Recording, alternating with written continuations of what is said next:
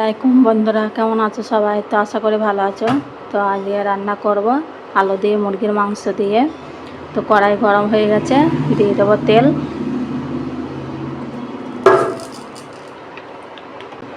তো তেল গরম হয়ে গেছে, দিয়ে দেবো সাদা জিরে,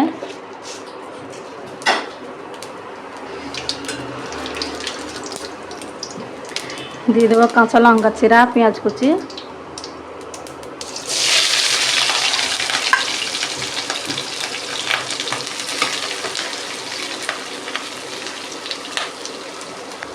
পেঁয়াজটাকে ভেজে নেব।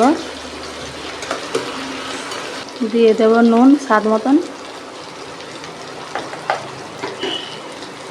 নেড়ে দেবো। নুনটা দিলাম, পেঁয়াজটা নরম হয়ে যাবে তাড়াতাড়ি।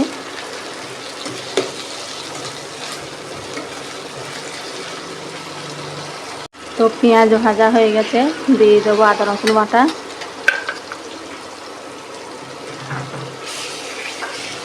আদা রসুনটাকে ভেজে নেব।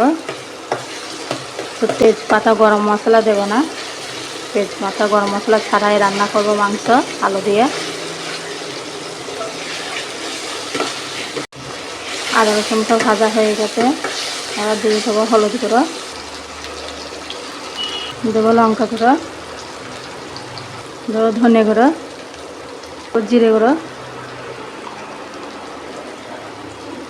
তো কষি নেবো মশলাটাকে ভালো করে, দিয়ে দেবো অল্প পানি।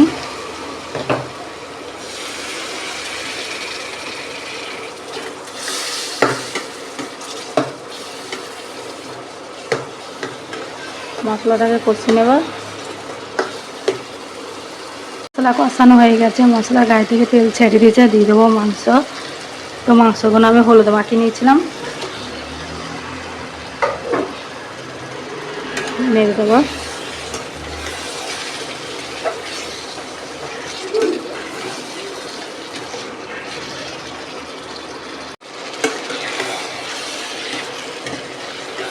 এবার দিয়ে দেবো আলু,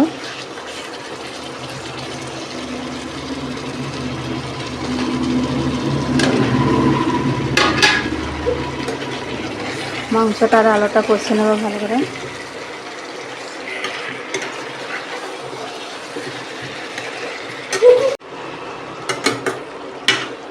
তো মাংসটাকে আলুটাকে ঢাকনা দিয়ে চাপা দিয়ে দেবো, দিয়ে সিদ্ধ করে নেব।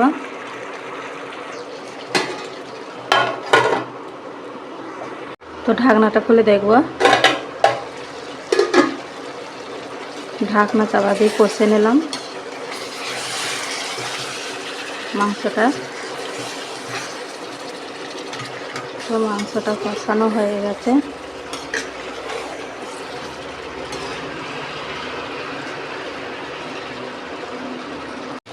তো মাংস কষানো হয়ে গেছে, এবার দিয়ে দেবো পানি।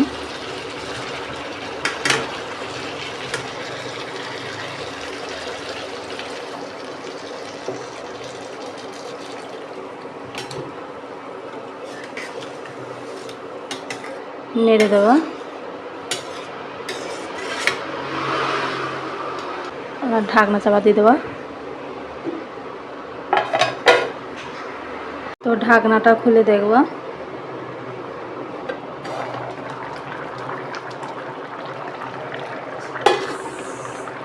নেড়ে দেবো।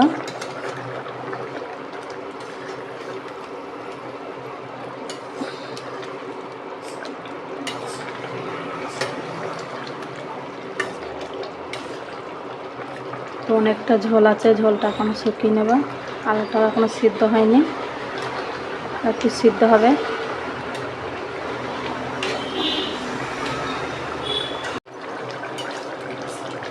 তো বন্ধুরা হয়ে গেছে, তো তরকারি হয়ে গেছে, এবার নামিয়ে নেব।